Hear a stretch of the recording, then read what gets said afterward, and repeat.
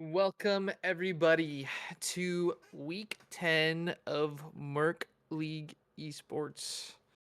Or I guess just Murk League. Murk Esports League? Anyways, we're gonna jump right into game one draft. We have an exciting matchup, Rivals versus Murk Ginyu Force. Blood Murk himself, the man.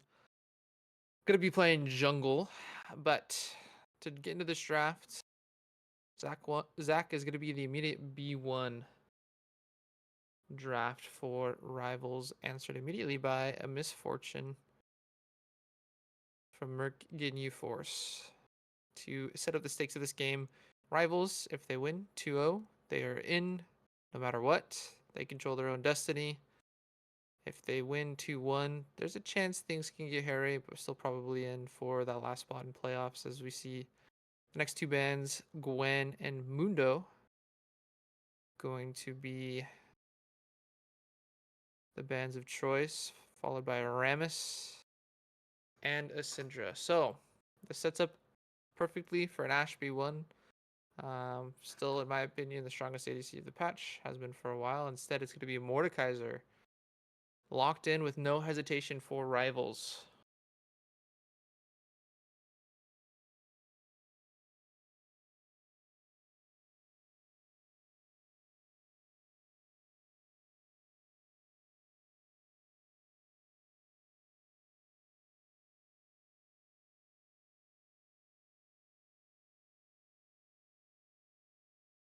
Sejuani going to be locked. We're trying to get the draft up and going as soon as possible. Sorry about that.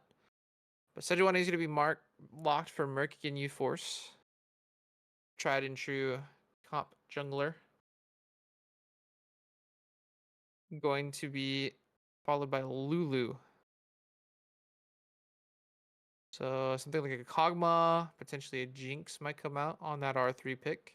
Will be interesting to see if Rivals opts to take away any of those ADC pairings we typically see with the Lulu.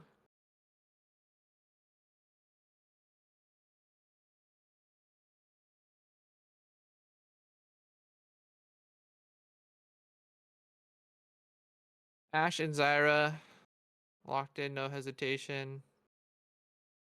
A classic pairing and a favorite for the Rivals bot lane duo of Husky and Sauce.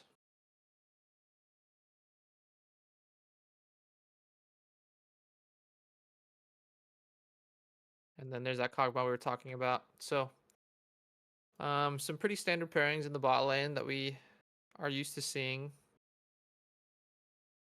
And then my guess is what is probably the junglers in that Mordekaiser and Sejuani. But only time will tell if that Mord is actually going to go jungle or if it will be put into the hands of Soppy McFloppy, who is back after a 2-day absence. He's back and with the team.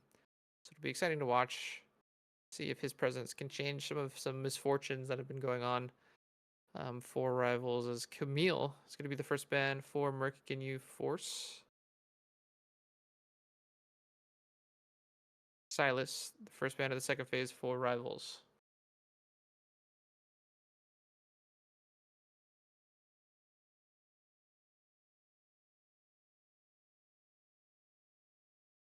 What's up, Velos? Good to see you again. I still have you in league. You just don't message me. But this is indeed what I look like. Fiora, going to be the second ban for Murk Ginyu Force.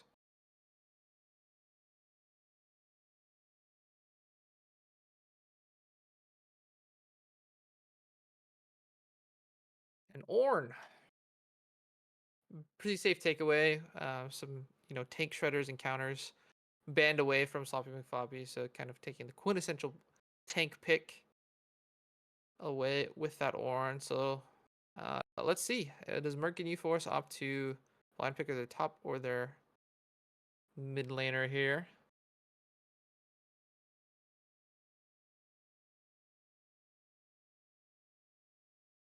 It's going to be the blind pick Vex. Actually, a takeaway from Rivals mid laner Nick. So he should know some picks that might fare well into it. We see a variety of picks being hovered. I believe today is the new patch as well. If I'm not mistaken, it is patch 14.24, so some changes coming through. As Aurora is going to be locked in for Rivals mid.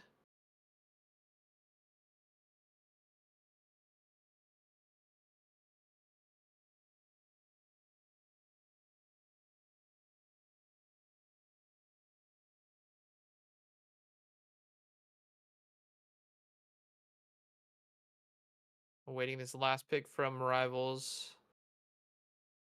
Variety of tops hovered, and ultimately it will be, wow, Mbessa going to be the pick favored for Sloppy McFloppy in his return back to this Rivals lineup. Interesting seeing the Mbessa blind. Some known counters still out there for Murk Ginyu Force if they are willing to take them. Renekton is considered an unplayable matchup for that champion.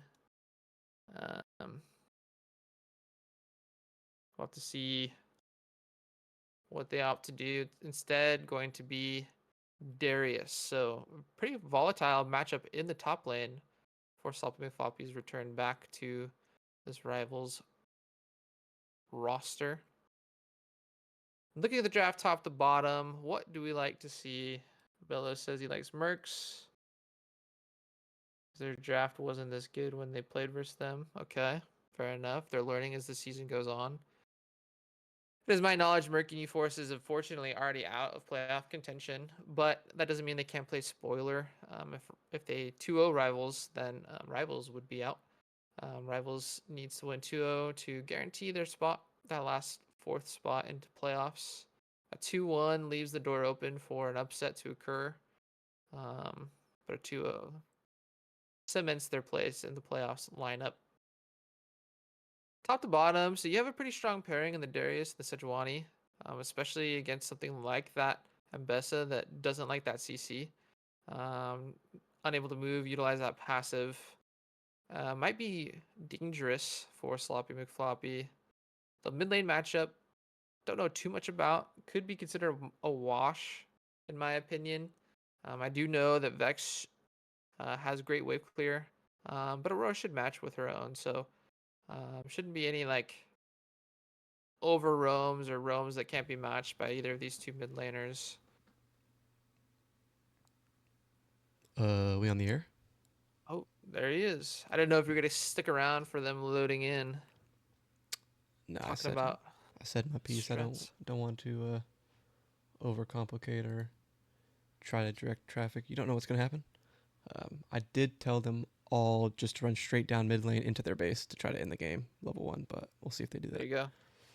There you go. Wide words from the Rivals leader, CB the Barbarian. So I mean, obviously, tough last couple of days. 0-5 for this lineup across those 2 days. But Sloppy McFloppy is back. Do you feel like his presence is going to be kind of that catalyst to turn things around for Rivals here?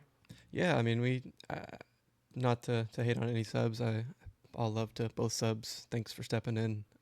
But having more team chemistry, yeah, it was good vibes all around whenever he joined the chat earlier. So looking forward to it. This would be, if Rivals lost, I'm sure you already touched on it, if we get O2'd Mm-hmm. or anything except for a 2-0 win, it's not really in our hands to make playoffs. But if we pull out a 2-0 win, then we lock in playoffs. So it's in our hands going into this game 1. That indeed. Pretty strong lanes across the board for Rivals that you've drafted. That top lane is looking especially scary for the Mbessa blind, the Sejuani plus the Darius could be a lot to handle. Do you expect a lot of action to happen on that top side early on in this game? I expect Ginyu Force to want a lot of action to happen on the top side. Um, so we'll see. Mordekaiser, of course, when he is post level 6, those ganks are, I think, more in our favor. Assuming the Darius isn't fed by that point, I don't think he will be. So yeah, leaning into the last 5 games we played, we're hoping for a little bit more patient gameplay early on. So we'll see. McFloppy on the Mbessa. is always a good showing. But Darius with the counter pick seems like they're confident in that matchup.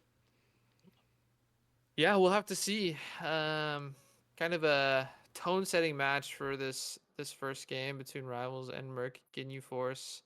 We already talked about how Merc Ginyu Force unfortunately already out of the playoff race, but can still play spoiler, so they still have something to play for if they choose to. As well as just kind of building upon maybe some chemistry and some things heading into the next split if they're sticking together. I don't know. I don't know anything about what Merc Ginyu Force is trying to do. I do know. I think Blood Merc's the head honcho here at Merc, right? I believe so. Okay.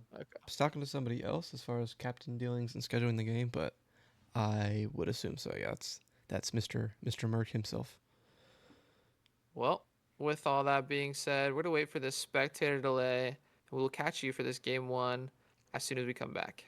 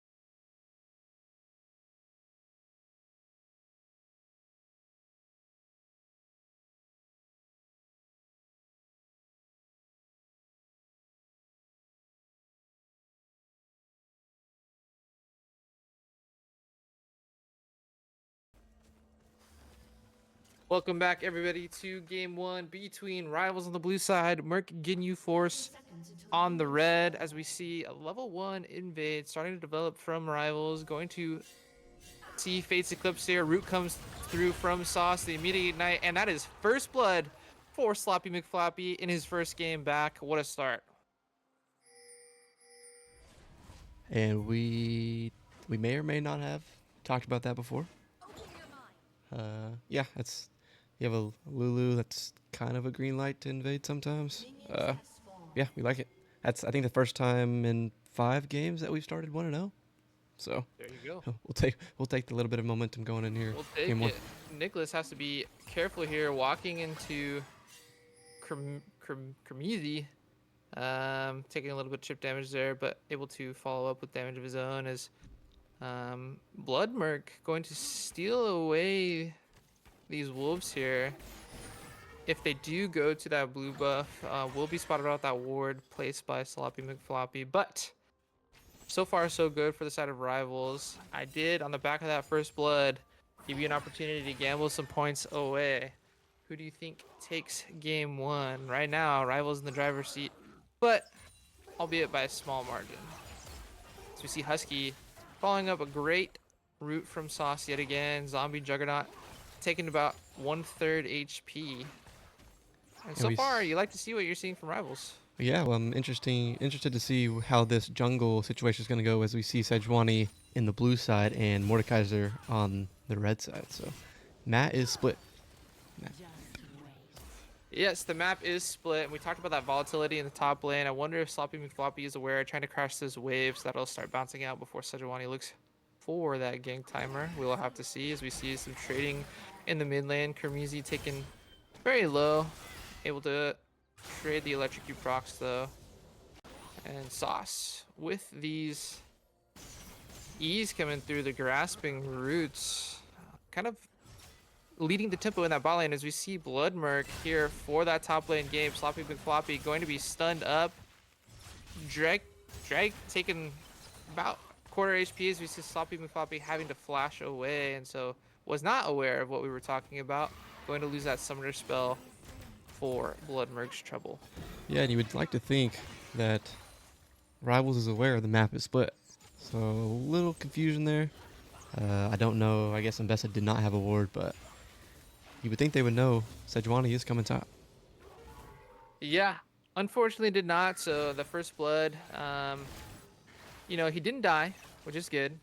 Having to flash though feels pretty bad, especially when that Sejuani can just look to return gank. Because we see Zombie Juggernaut rooted up yet again and having to flash over the wall. Great flash by them as Fate Eclipse trying to do their best to secure their support safety. And so far, Husky and Sauce have been able to get the better of Fate's Eclipse and Zombie Juggernaut in this bot lane. Kind of expected, right? When you draft the Ashe Zyra into a enchanting lane, but good to see that they're able to make good on that matchup.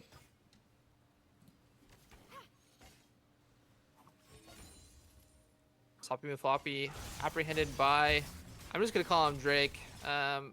Able to get some damage down into Drake though, despite the level disadvantage. Drake taken to about 1/2 HP.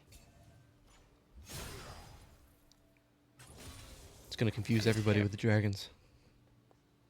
Yeah, Drake and that's true. We'll call him Dracky.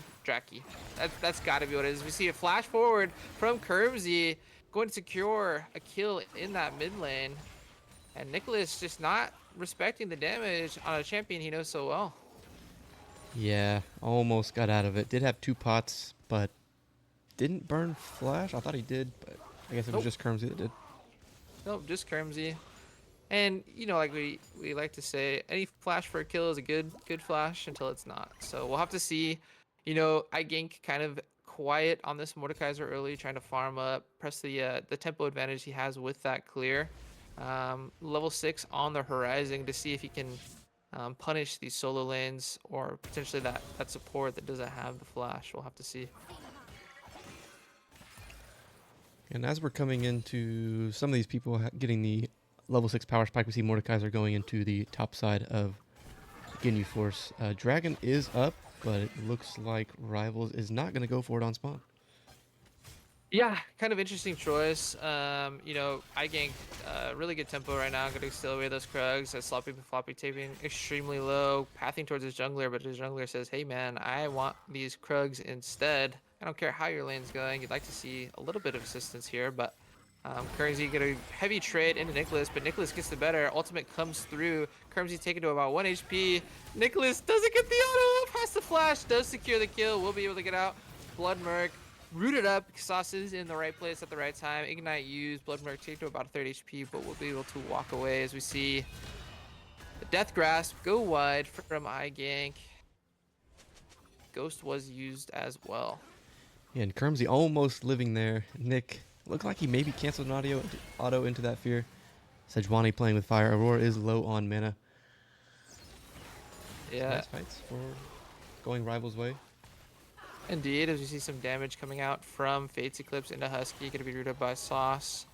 Both bot lanes going to walk away as Nick found out by the ultimate from Vex and will be taken down. And once again, is just being unaware of what other champions can do. As we see a pause for a DC in the top lane. Well, so action packed so far, even on the kills. No neutrals taken quite yet. Do you like what you see, or are you a little worried about how this mid lane's been playing out so far? A little bit of concern. We're not thinking about what the other team's champs can do. We know what Vex ult does. A little bit of an overstay, I get. Wanting to push the wave in, but you're giving over the second kill to Kermeezy. So the Vex 2-1, don't love to see that if you're Rivals. Like you said, nothing as far as the objective takes happening yet. Mordekaiser's on the bot side.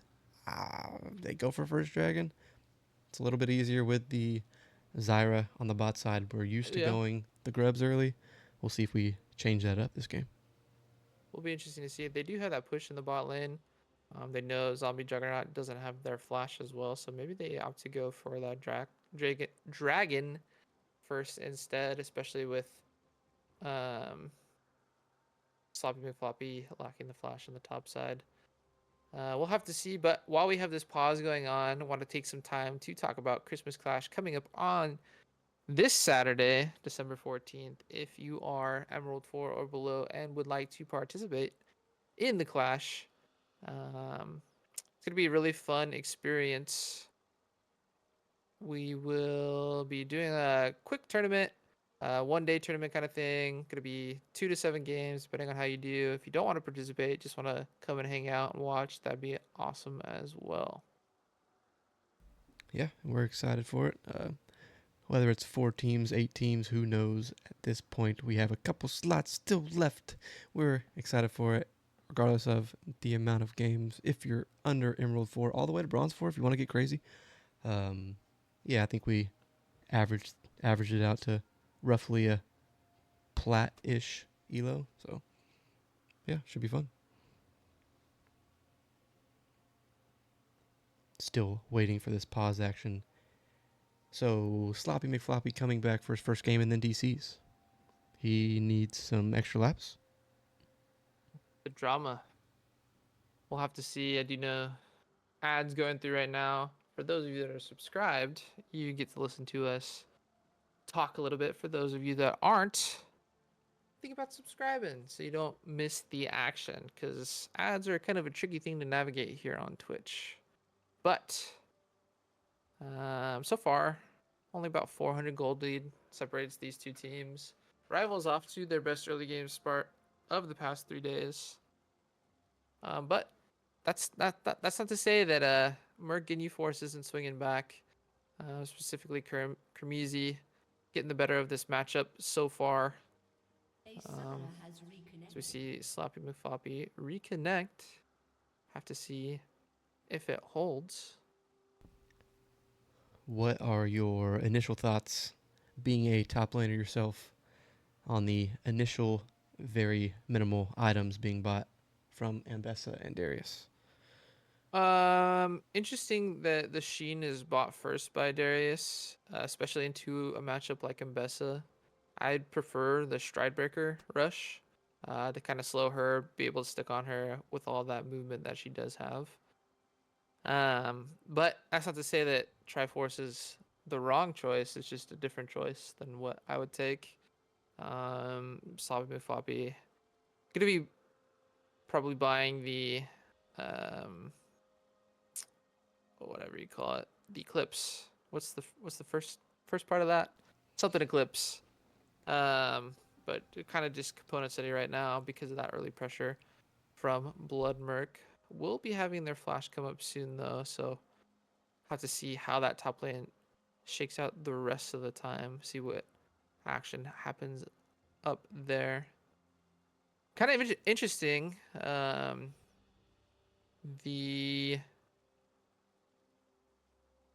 vision, bot side lit up by Fates Eclipse and Zombie Juggernaut. So we'll be interested to see how this potential dragon take goes as you see iGank pathing towards that bot side.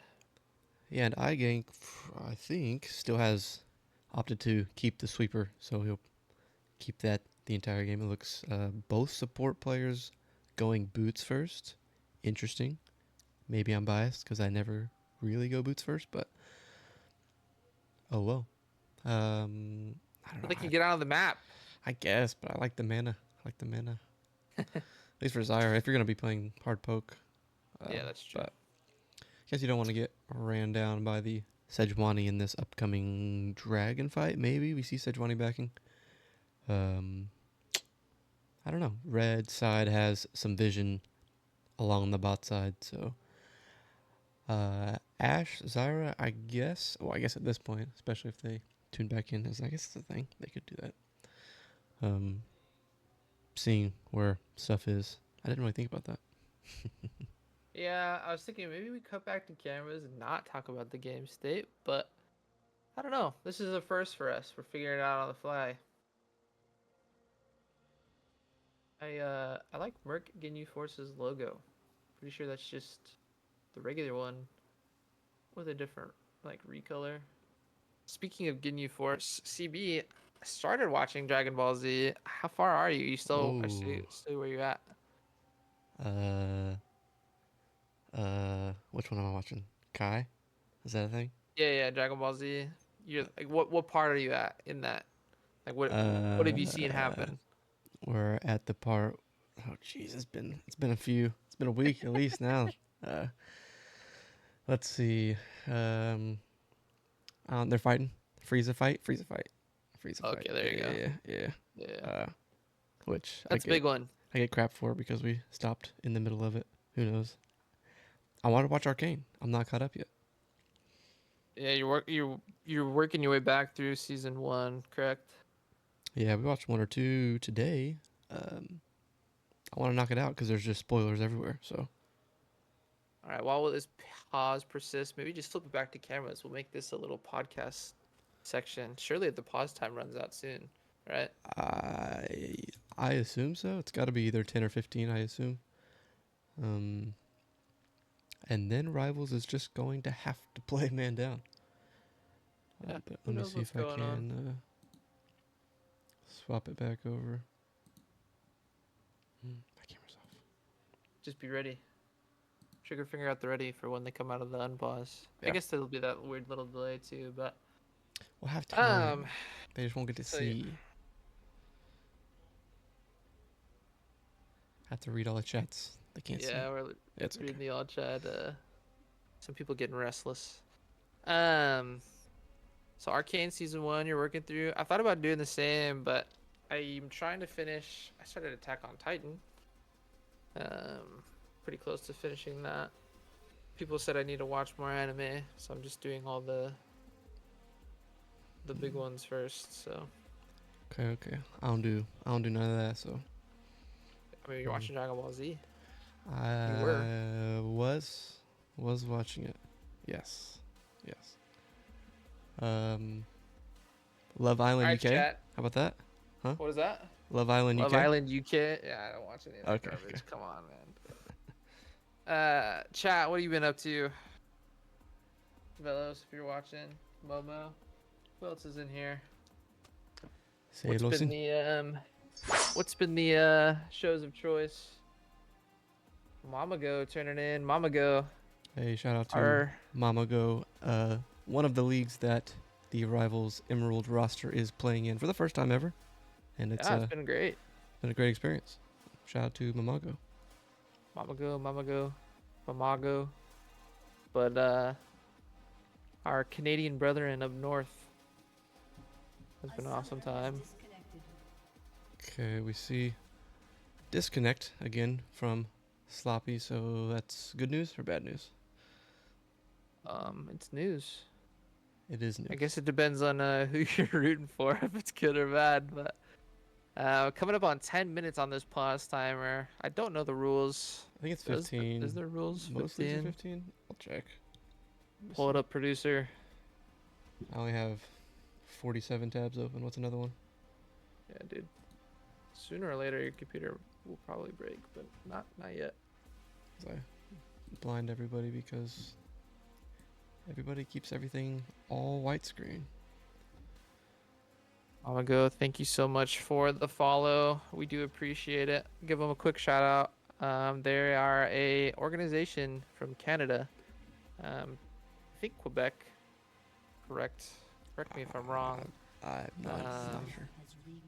But an organization from Canada. They host leagues, kind of like you see with Blue Otter and Risen, and everything, and really well ran. They've got a cool couple things they do. Super Week, which was fun. It was a lot.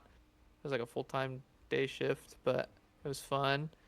They're working on some cool things with some other like website designers, or I don't know, whole bunch of stuff that I think is really awesome. So looks like our ready checks are coming through. Yep. Finally. Just a quick little 12-minute break. Yeah, dude. Everybody can just sit back, reset early on in this game. Just waiting for confirmation checks coming from Murk. Now. Murk, and we should be good to go. Okay. Yeah, you got it. I think it's Sus Piace. Su Piace. Beyonce. I need a phonetic pronunciation in the chat. But thank you so much for the follow. We do appreciate it as we wait for the spectator bug coming out of this pause. Finally. About 13 minutes. Yeah. But you know what? What's a rival stream without a mid-game pause? Of course. Should have made the over-under poll. Yeah. Next time. Rivals about 500 gold lead. Kills are even. No neutrals have been taken as we see gank. Going to be spotted out by this ward on the bottom side of the map. Dragon is up and available. Rivals bot lane. Husky does have 6 available. The enchanted crystal arrow. An in-game threat as we see Bloodmurk immediately turn their sights onto Husky. Rask to be caught and gank taken low. This dragon does hurt. Poke coming out from Sauce. All members of Murk taken down below half HP, but they did just enough to scare iGank and the rest of Rivals off of that first dragon.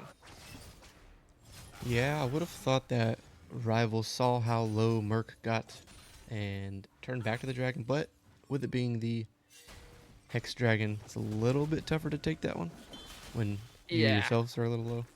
Yeah, a bunch of AoE damage, and it just feels like it does way more damage than it should. And I mean, you know, this game isn't not important, right?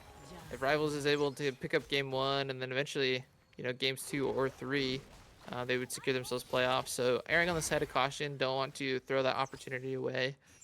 Which, you know, being safe is always better than being sorry. So we see Bloodmurk turn their attention on Husky and Sauce. The ultimate comes through, will stun up Husky. Husky having to flash away.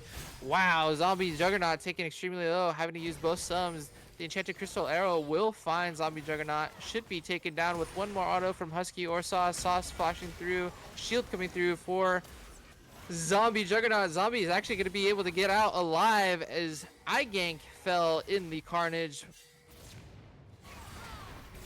As we see a great fear from Kermizi, Bloodmurk taking down to a 2 HP, Nicholas with a great ultimate of their own, going to be able to finish off that Sejuani as Husky fell.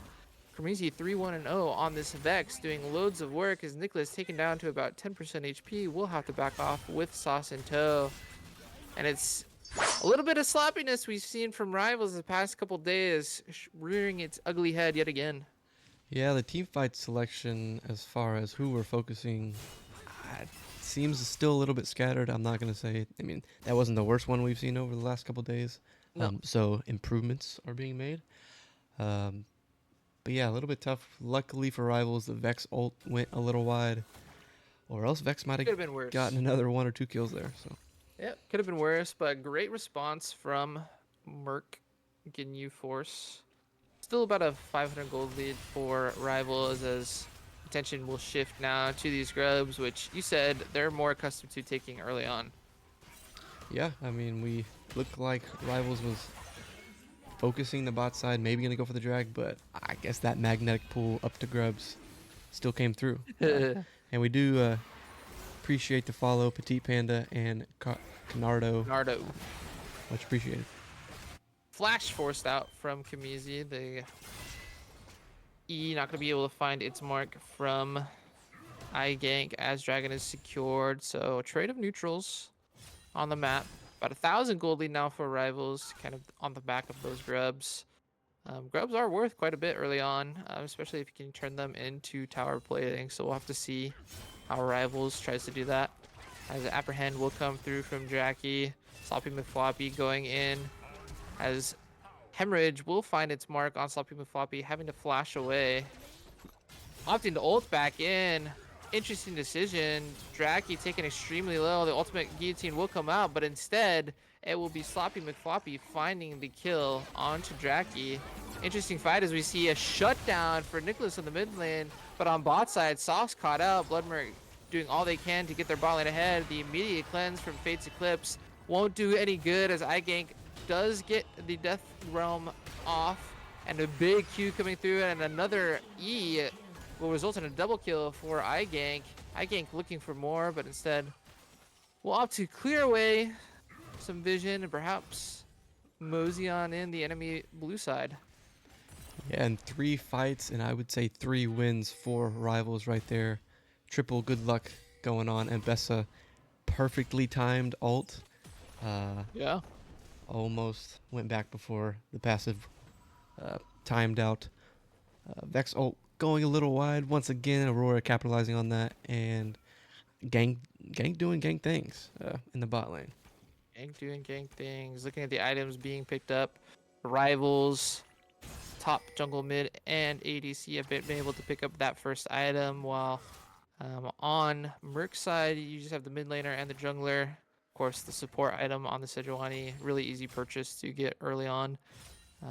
So right now about 2.5k gold lead for Rivals, the biggest gold lead we've seen pre-15 the past 3 days, as Kermizi having to respond to this pressure from Sauce. Sauce doing a good job giving his mid laner attention.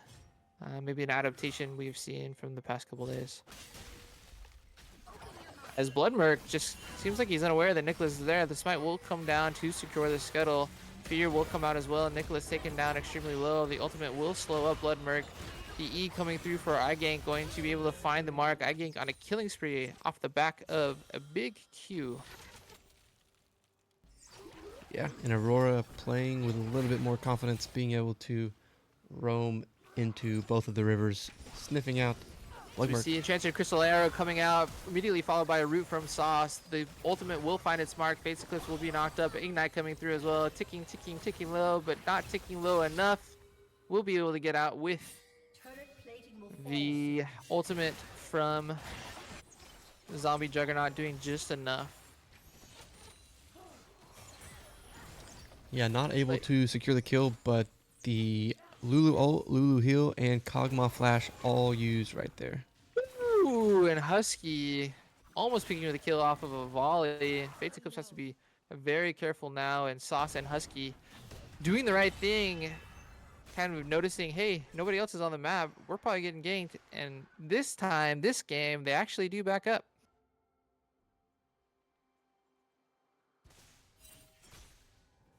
But looking at the plates gold that has come through, say about a 4K gold lead has blossomed for rivals here. And during this lull, we want to thank Mures for their support.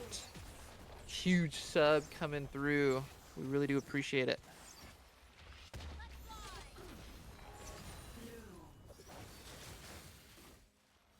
Gotta get some fun emotes to go on eventually, as we see Blood Murk going to throw out the ultimate just wide on Husky, and the knockup won't come through as well. The passive E does come through. Husky will be stunned up. Blood Murk willing to tank the tower as a great ultimate comes up from Zombie Juggernaut onto Blood Murk to secure that his jungler won't go down. The ult will find its mark onto Fate's Eclipse, but Husky a little afraid to go back in as we see a great ultimate come from Sloppy McFloppy. Interesting flash from Zombie Juggernaut, but Sloppy McFloppy will get the kill on the support, TP being used in the process, while on the during that same time, iGank able to pick up the Rift Herald. So do we wish we would have seen Ambessa turn on to the Kog'Maw there? Or are we okay with how that ended up? Taking out the Lulu, still a 1 kill either way. Yeah, it's just a matter of what they wanted to use the ult for. I mean, I guess if Sloppy had turned on the Kog'Maw, probably wouldn't have to use ult. Could have saved it for this potential drag fight, as we see pings coming out.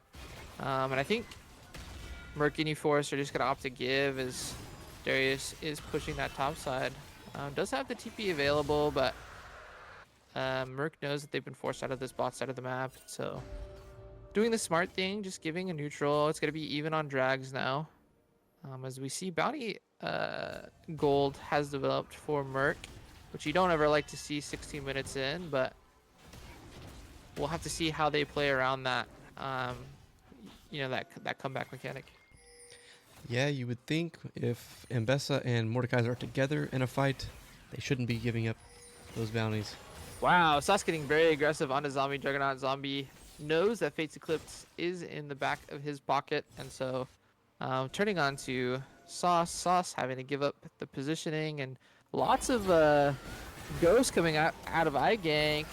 The Grass as well, Death's Grass going to find its mark on Bloodmurk. Instead, the attention is turned on to Zombie Juggernaut, going to be put inside the Death Realm, and a huge Obliterate will come through. Another Death's Grasp will just barely miss the mark on Fate's Eclipse. Fate's Eclipse taken very low. iGank still has the W available to him, or perhaps not. Big shutdown for Bloodmurk onto his jungling rival and iGank, but a double kill will result for Husky. So a 3 for 2 across the board. I'm not sure how Nicholas went down. But here we have it. I mean, this is gold, baby. Action non-stop. True. As Drakey taken extremely low, Sloppy McFloppy doing a little bit of emoting. Drakey going to be able to get his back up, but also be forced to back. Probably will result in this tower going down as Sloppy McFloppy pushing it as quickly as possible. And Drakey's just going to keep that teleport for a future use. Yeah, Carmezy just getting the last tick of damage onto Nicholas down there in the bot river, and that mid lane fight, I felt like maybe Husky and Gank should have just both turned on to the Sejuani. Maybe Gank lives, maybe not. But it still works out for Husky as he secured his first 2 kills of the game.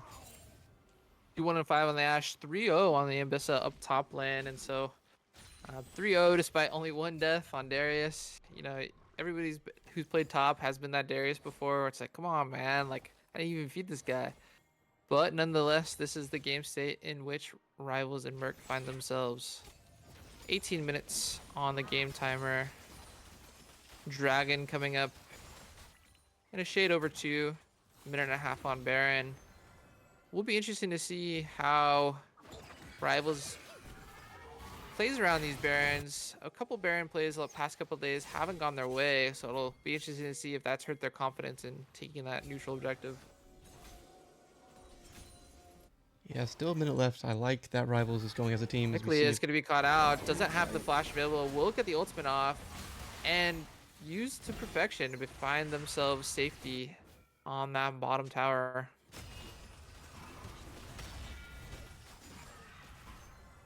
Red secured for Husky. So iGank and crew doing the correct thing. Play being made on one side of the map. They make a play on the other. And Draki has to be careful here as iGank and the rest of his team. Enchanted Crystal Arrow will find the mark on a Draki, but I don't think anybody can really follow up. iGank could be apprehended by the Darius, polymorphed as well, taken to about half HP, having to pop the W.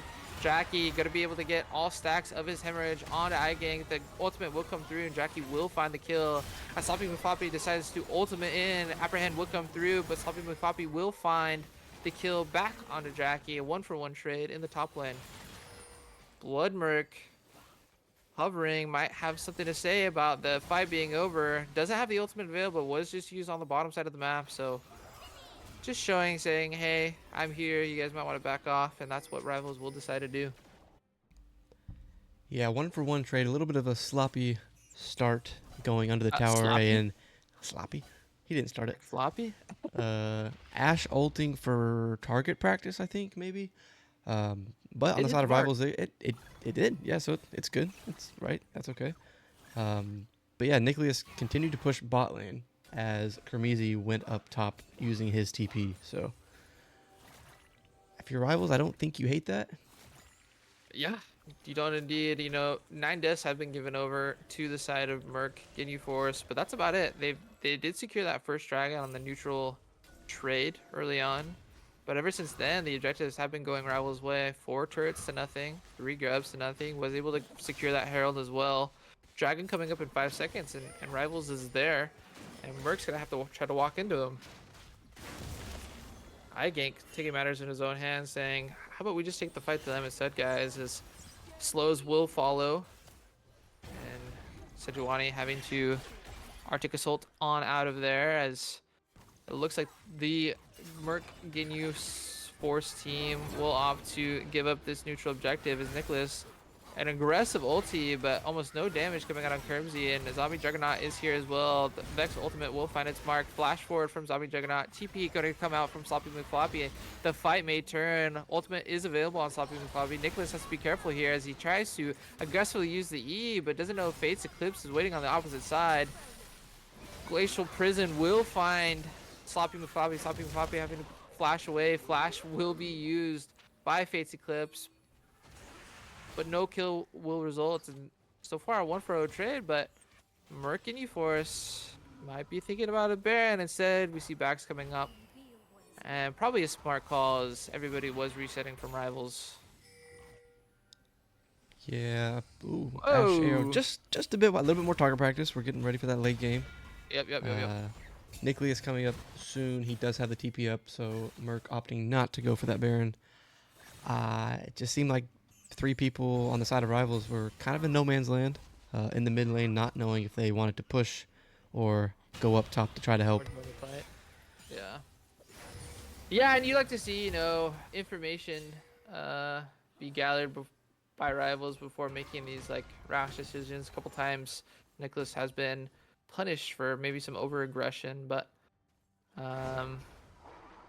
Rivals still being able to hold on to that lead, about 6,000 now for them, as Blood Murk has excellent positioning. The Arctic Rush, Arctic Assault, Arctic Rush, is that Mountain Dew flavor? Anyways, we'll go wide.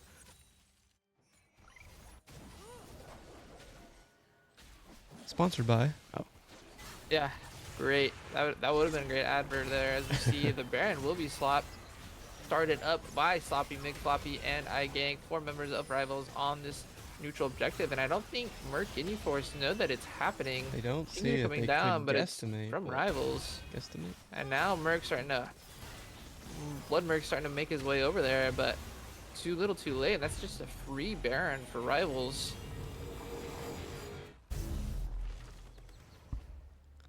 Yeah, so Rivals securing 3, 4, 5 of the first 6 objectives, neutral objectives, except for that first dragon. Yeah. I like Where's to see that new hootie guy? The the What did he say? what's his name? He's got a weird name. You're canceled. Yeah, I'm gonna stop you there. The new guy, Azeroth something. That's World of Warcraft. I don't know what you're into, brother, but You know what I'm talking about next season? The new epic nah, coming out. don't pull me into this. All right, whatever. I'm gonna look it up. Okay. You take over play by play for a second. Yeah. Poke. They be poking.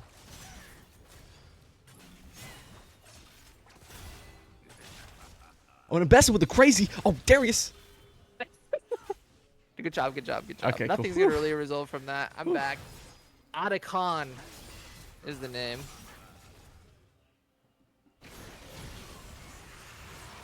As we see, a great pull from Zombie Juggernaut, the overkill from iGang to use the ultimate there. Husky has to be careful. Ooh, taken low, but not taken out.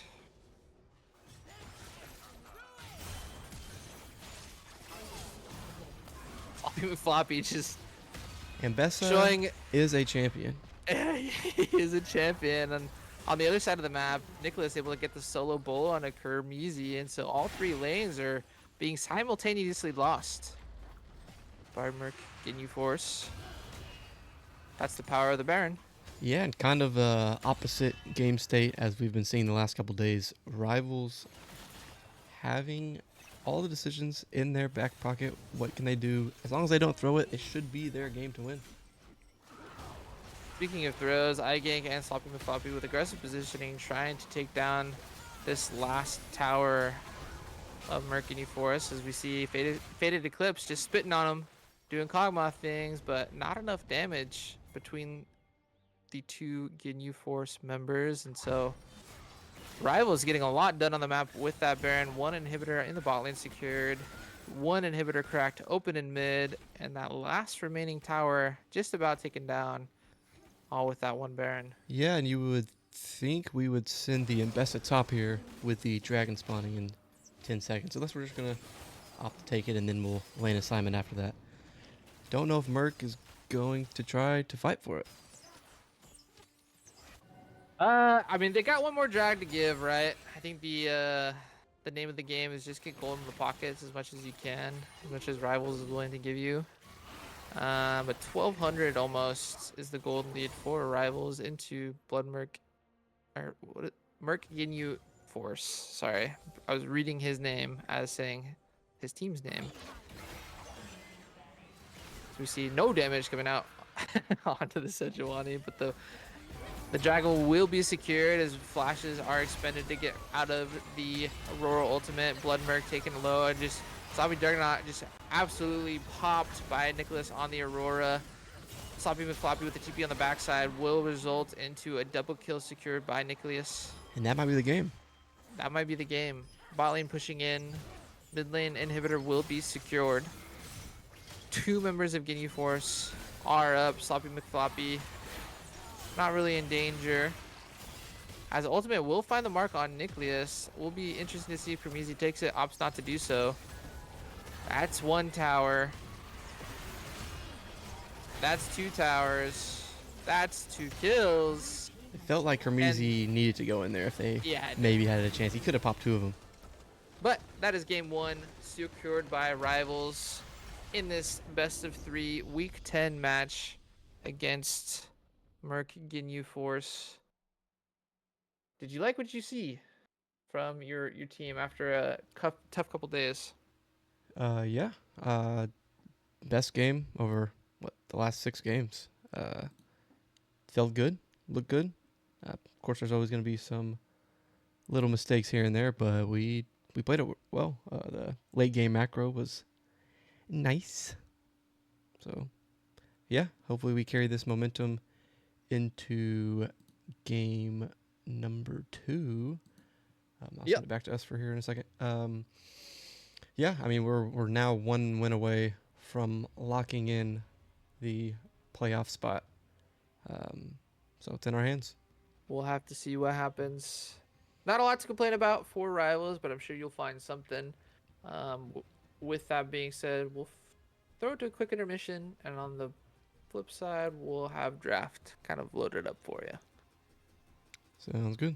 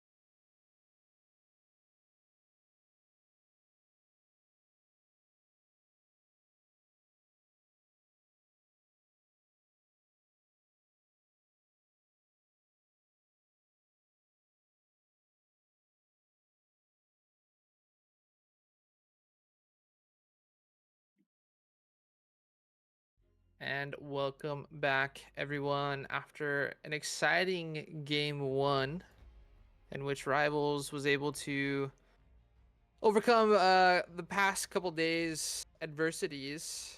The return of Soppy McFoppy proving to be a catalyst to this early 1-0 lead against Murk Ginyu Force. If you're Cody or CB, you'd like what you see. He's in there with the guys, talking draft, talking strategy. But you guys have me in the meantime. I'm trying to see if I am able to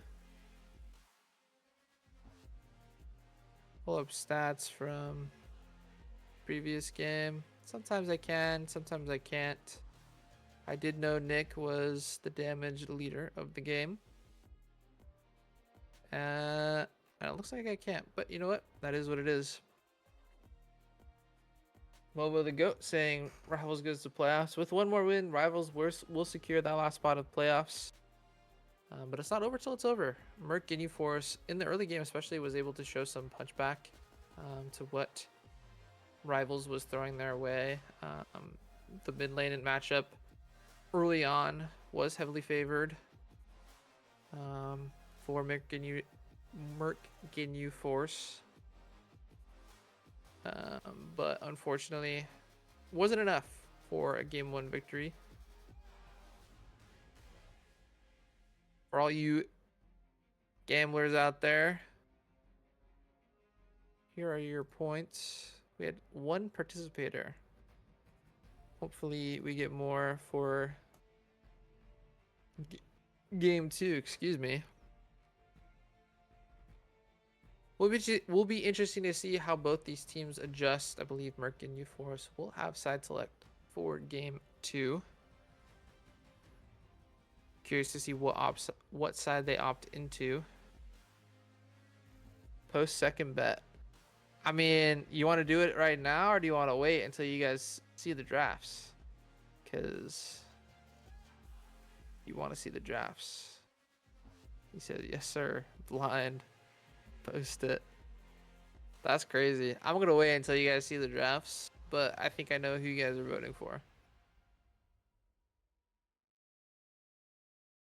In the meantime, as we get this lobby loaded up and ready to go, gonna take a few minutes. You see the ad, which let me see, yeah, I'm pointing the right way.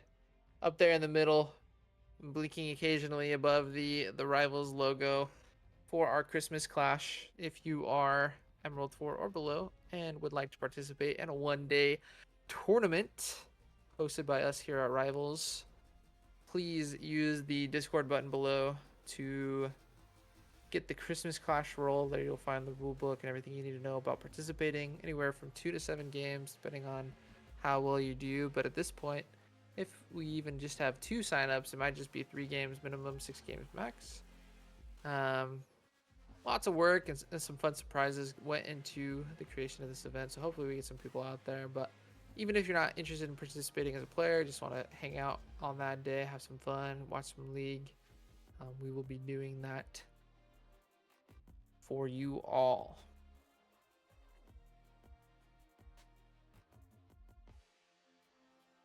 As more and more people trickle into this lobby, some things that stood out to me.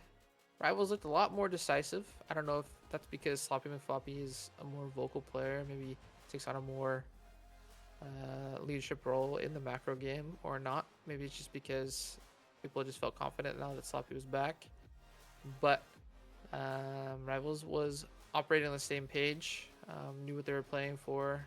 Had a little bit of hiccup around that second dragon, but other than that, the game kind of went their way. Like to see Nick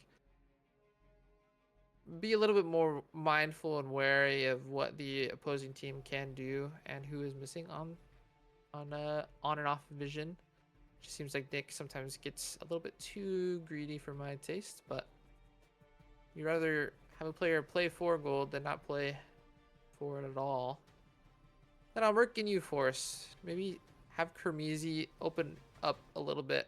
By that I mean, they were doing a great job of unlocking themselves and then getting it down in that bot lane. Perhaps maybe we take some resources from other lanes, put them into Kermizi, put them into his pockets, so that they can kind of take over the game with that, or potentially take over a game with an early game lead that we saw in game 1.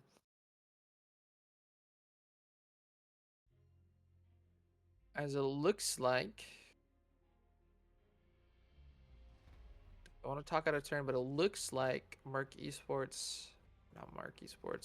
U-Force has opted into taking red side again.